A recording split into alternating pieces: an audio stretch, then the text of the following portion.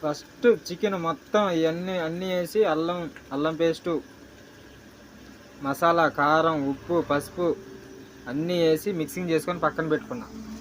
Oil పోసుకొని ఉల్లిగడ్డలు, పచ్చిమిర్చి వేసా. ఇప్పుడు ఎలా చేస్తానో చూడండి. ఇవి బాగా మగ్గాలన్నమాట. మగ్గాక ఈ చికెన్ ముక్కలు దాంట్లో వేసేయాలి. ఇలా బాగా మగ్గినాక ఇప్పుడు మనం చికెన్ ముక్కలు వేసుకోవాలి. ఈ చికెన్ ముక్కల్ని మంచిగా కలుపుకోవాలి. ఇప్పుడు బాగా మగ్గనివ్వాలన్నమాట.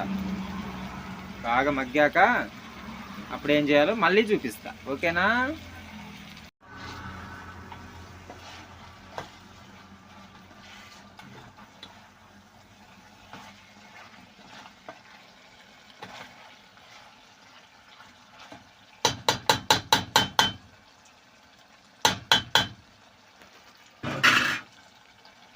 అంతే, చికెన్ కర్రీ రెడీ.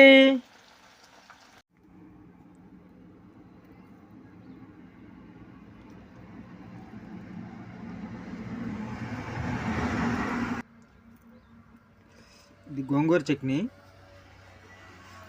కాంబినేషన్ బాగుంటుంది అన్నమాట.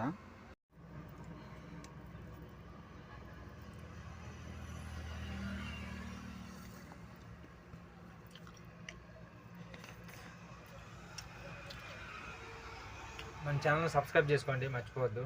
బాయ్.